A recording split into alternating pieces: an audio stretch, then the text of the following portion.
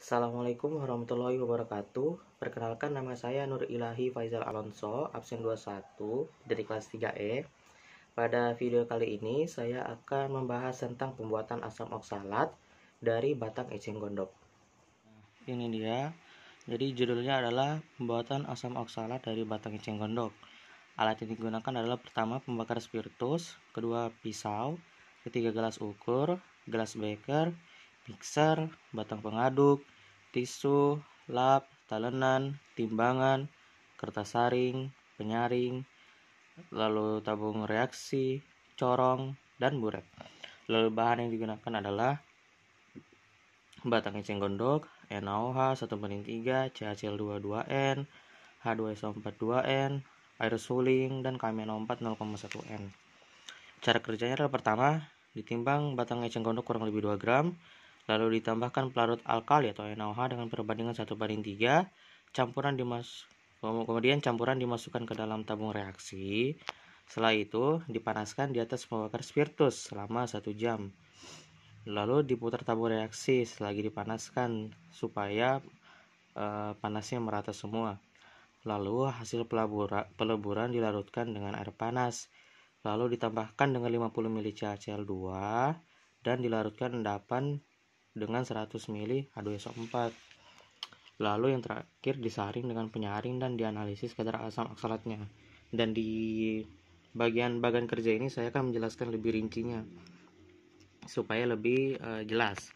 Jadi yang pertama adalah ditimbang kurang lebih 2 gram batang eceng gondok yang telah dipotong kecil-kecil. Kemudian di dalam gelas piala tersebut yang sudah dimasukkan batang eceng gondok yang setelah ditimbang dimasukkan ke dalam gelas piala ini NaOH 1/3. Setelah ditambahkan dimasukkan ke dalam tabung reaksi. Setelah itu dipanaskan selama kurang lebih 1 jam di atas pembakar spiritus. Setelah dipanaskan selama kurang lebih 1 jam, larutan ini atau hasil peleburannya disaring dengan menggunakan corong dan gelas piala. Lalu endapan yang di sini yang di kertas saring dicuci dengan air panas hingga volumenya di beker gelas ini adalah 100 ml. Kemudian di beker gelasnya ini ditambahkan lagi dengan Aquades hingga volume 200 ml. Setelah itu ditambahkan dengan CaCl2N hingga terbentuk endapan di larutan tersebut. Setelah itu disaring lagi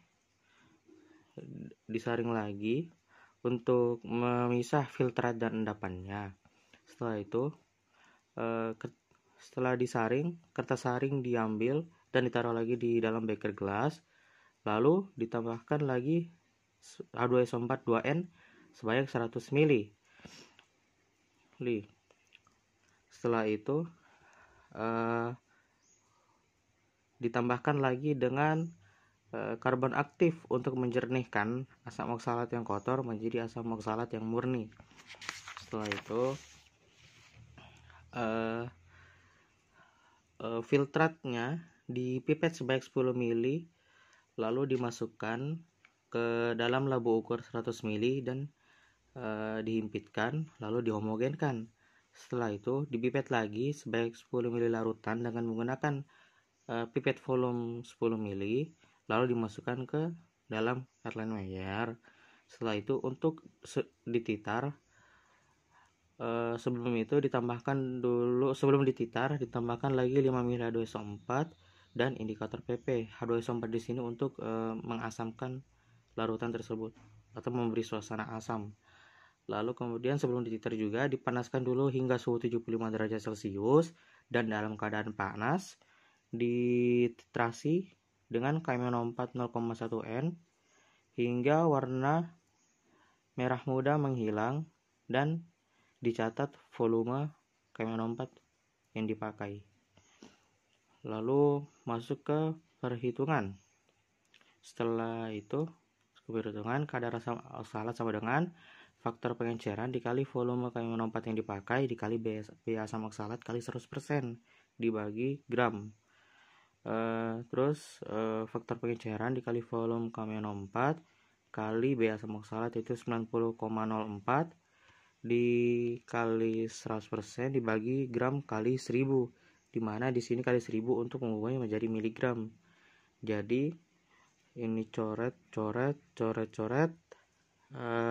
tinggal 10, berarti 90,04 bagi 10 jadi ya 9,004. Kemudian jadi tinggal ini rumus untuk perhitungannya.